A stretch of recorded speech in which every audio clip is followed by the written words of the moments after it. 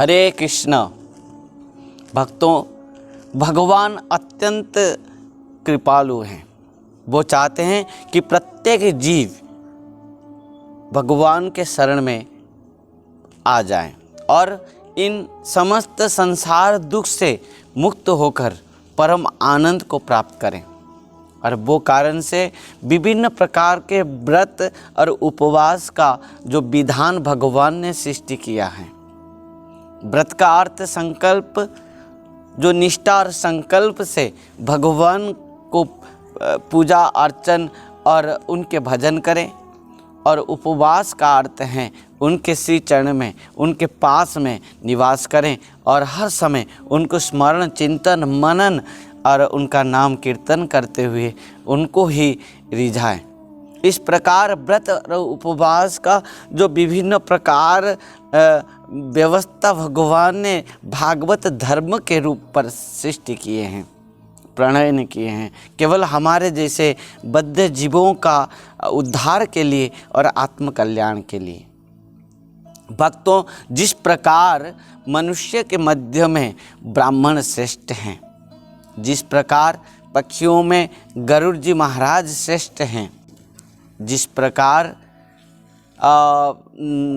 नागों में शेष नाग जी श्रेष्ठ हैं, जिस प्रकार देवताओं में भगवान नारायण सर्वश्रेष्ठ हैं, उसी प्रकार समस्त व्रतों में सर्वश्रेष्ठ हैं एकादशी व्रत।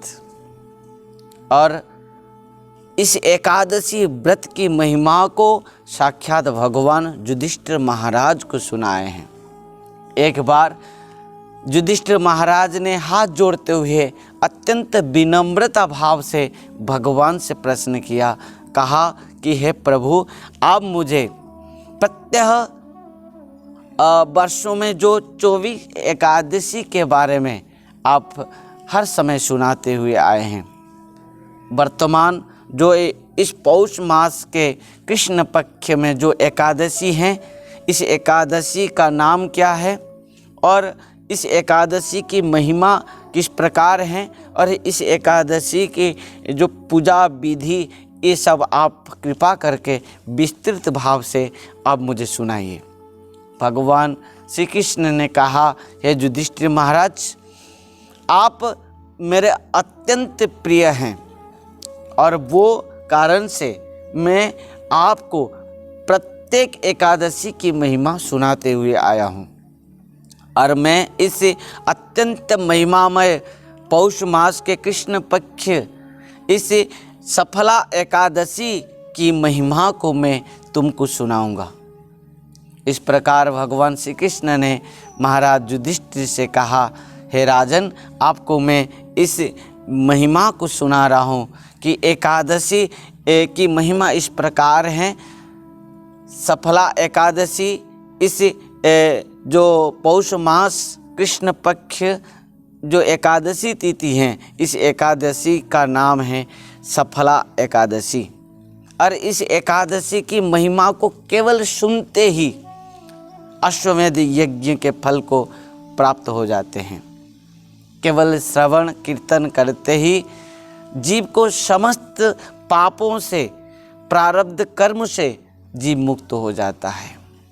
इस प्रकार इस एकादशी के जो भगवान हैं, साक्षात भगवान विष्णु हैं, भगवान हरि हैं, भगवान नारायण हैं। और इनको इस प्रकार पूजा अर्चन करते हुए जो इस समय के जो पुष्प हैं, फल हैं, नारियल से लेकर अनार से लेकर समस्त आंवलाओं से लेकर समस्त फल पुष्प के द्वारा भगवान विष्णु का पूजा करते हुए, अर्चन करते हुए, वंदन स्तुति करते हुए, हरि नाम संकीर्तन, वैष्णव और साधु संग में रहते हुए, भगवान की कथा श्रवण करते हुए संपूर्ण भाव से एकादशी दिन और रात्र जागरण में बिताना चाहिए। भगवान श्री कृष्ण ने कहा, हे महाराज युधिष्ठिर जी, इस प्रकार इस एकादशी की महिमा है। जो इस एकादशी व्रत को पालन करता है उसका जीवन में समस्त कार्य सफल हो जाता है। वो इस यह लोक में संपूर्ण भाव से सफलता प्राप्त करते हुए संपूर्ण ऐश्वर्य को प्राप्त करता है और परलोक में भगवत धाम को प्राप्त करता है। भगवान ने कहा, हे राजन, इस एकादशी की महिमा कथा वर्तमान में सुनाऊंगा। इस प्रकार इस एकादशी की महिमा है कि आप सुनते ही बहुत आनंदित हो जाएंगे।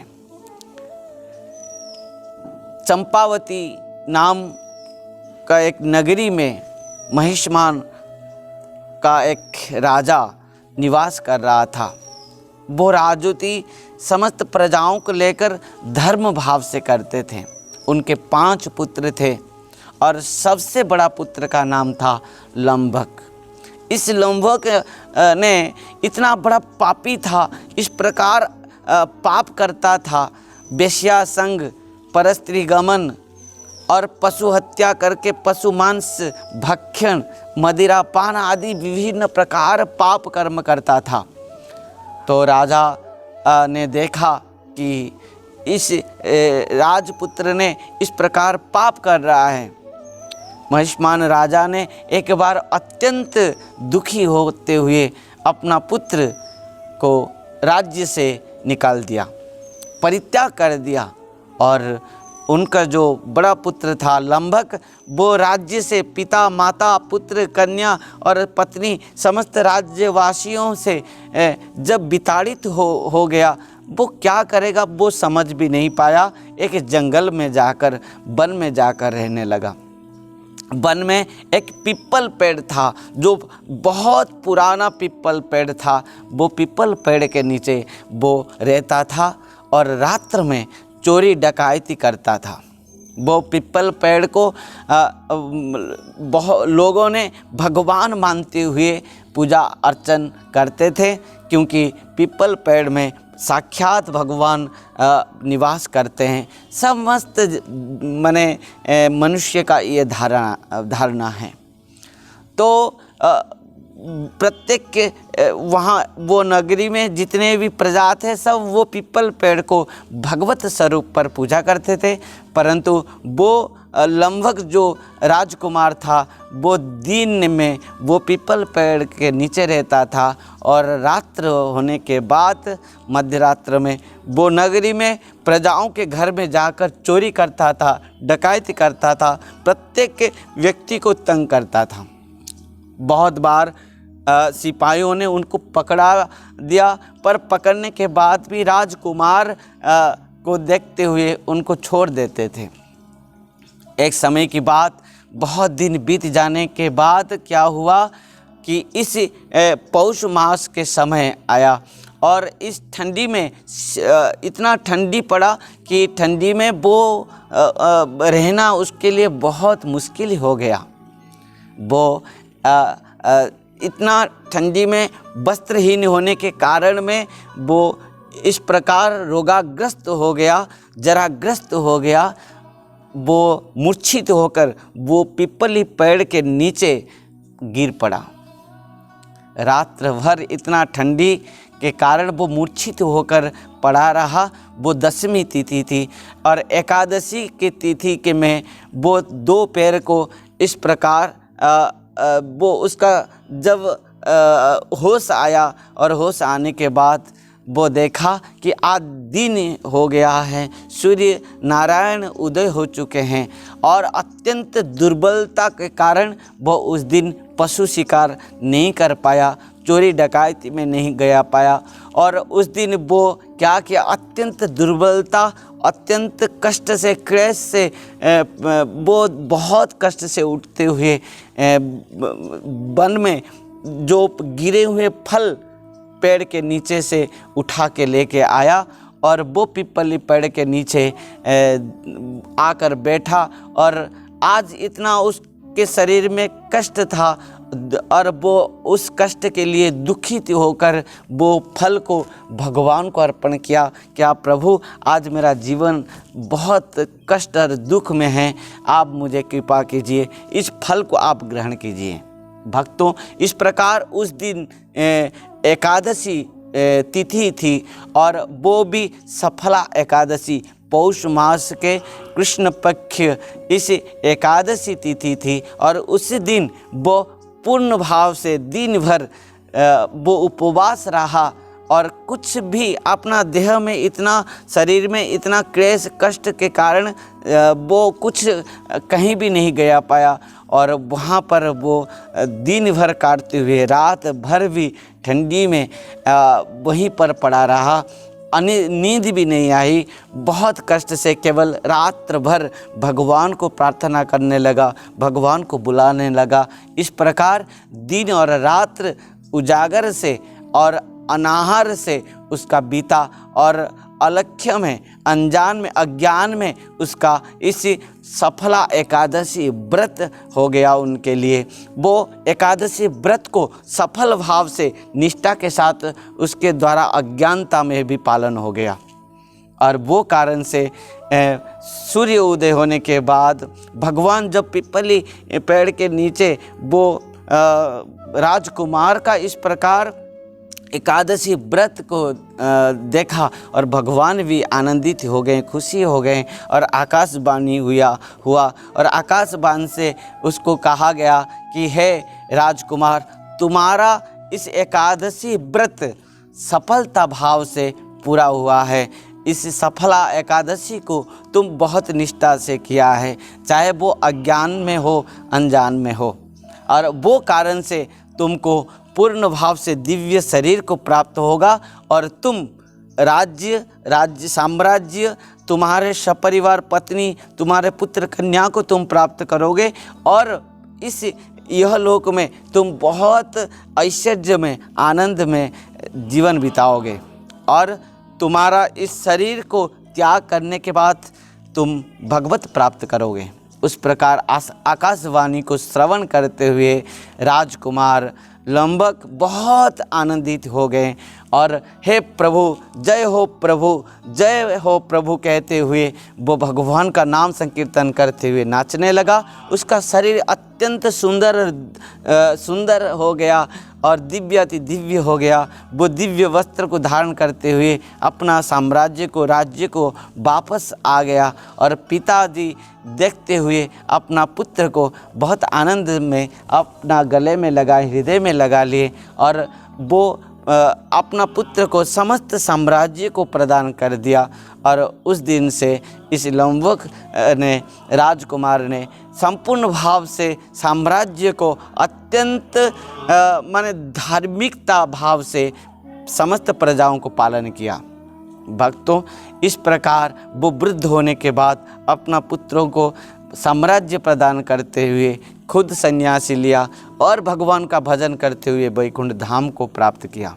इस प्रकार भगवान ने युधिष्ठिर महाराज को इस सफला एकादशी की व्रत की कथा को सुनाया और कहा, राजन, इस प्रकार जो इस सफला एकादशी को निष्ठा के भाव से मेरे शरण में आते हुए अत्यंत प्रेम में पालन करता है, वो यह लोक में समस्त प्रारब्ध कर्म से मुक्त हो जाता है और परलोक में निश्चित भाव से मेरा धाम को प्राप्त करते हुए अत्यंत आनंद में माने अपना जीवन को बिताता है। भक्तों, इस प्रकार एकादशी की महिमा है। प्रत्येक शास्त्रों में इस बात को कहा गया है। प्रत्येक वेद, वेदांत, उपनिषद, अष्टादश पुराण, श्रीमद् भागवतम और समस्त शास्त्रों में एक ही बात कहा गया है, यदि किसी व्यक्ति यदि प्रत्येक व्रत रखता है परंतु एकादशी व्रत नहीं रखता तो समस्त व्रत ही निष्फल हो जाता है। क्योंकि भगवान खुद कह रहे हैं कि एकादशी व्रत के द्वारा मुझे जितना संतुष्ट किया जा सकता है और किसी भी व्रत अनुष्ठान के द्वारा मैं उतना संतुष्ट और सुलभ नहीं होता हूँ। भक्तों, इस प्रकार समस्त शास्त्रों में कहा गया है, यदि सामर्थ्यवान होकर भी जो एकादशी व्रत को नहीं रखता, पालन नहीं करता है, वो और बहुत माने दुख कष्ट क्लेश को प्राप्त करता है। अंतिम में वो नरक में जाता है। एकादशी संविद वर्ष तक वो नरक भोग करता है और उसके बाद 7 जन्म तक चंडाल कुल में जन्म लेता है और उसको गलित कुष्ठ रोग भी होता है। और यदि ब्रह्मांड भ्रमिते कौन, भाग्यवान जीव गुरु कृष्ण प्रसाद पाए, भक्ति लता बीज। यदि इस प्रकार अत्यंत क्लेश कष्ट पाते हुए ब्रह्मांड में भ्रमण करते करते कदाचित साधु संत वैष्णव गुरु का संग हो जाता है, उन्हीं के अहित की कृपा से वो फिर इस एकादशी व्रत रखते हुए उन्हीं के कृपा से हम इन समस्त नरक दुख कष्ट क्लेश से मुक्त हो पाएंगे और भगवत चरण को प्राप्त कर पाएंगे। इसी एकादशी व्रत की कथा को आप लोग निश्चित भाव से श्रवण करते हुए एकादशी व्रत को निश्चित भाव से जीवन में पालन करें। माधव तिथि भक्ति जननी जतन पालन करी। भगवान को प्राप्त करने के लिए एकमात्र भक्ति ही चाहिए। वो भक्ति की भी जननी है, माँ है एकादशी व्रत। भक्तों, उम्मीद है कि निश्चित भाव से आप लोग इस एकादशी को व्रत को रखते हुए हम अपना समस्त जीव का आत्मकल्याण कर सकते हैं। इसमें किसी प्रकार संदेह नहीं है। परम पूज्य परम आराध्य पतित पावन गुरुदेव ओम विष्णुपाद परमहंस परिव्राजक आचार्य वर्ज्य अष्टोत्तर शत श्री श्रीमद् भक्ति वैभव पुरी गोस्वामी गुरु महाराज जी ने समस्त जीवों के ऊपर कृपा करते हुए श्री कृष्ण चैतन्य नाम का इस जो आत्मकल्याण संस्थान बनाए हैं और वो उनके जो एक ही लक्ष्य है कि प्रत्येक जीव से एकादशी व्रत को रखें और सबका आत्मकल्याण हो जाए। इसी कथा के साथ आज की कथा को यहीं पर हम विश्राम देंगे। उम्मीद है निश्चित भाव से हम सब एकादशी व्रत को रखें और हमारा आत्मकल्याण हो जाए और प्रत्येक जीवों को आत्मकल्याण करने के लिए इस एकादशी व्रत को रखने के लिए सबको इस मार्ग को दर्शन कराएं। हरे कृष्ण, राधे राधे, हरि बोल। सब्सक्राइब कीजिए श्रील भक्ति संबंध भिक्षु महाराज यूट्यूब चैनल को और साथ ही साथ दबाइए इस बेल की आइकॉन को ताकि आपको मिल सके हमारे लेटेस्ट अपडेट सबसे पहले।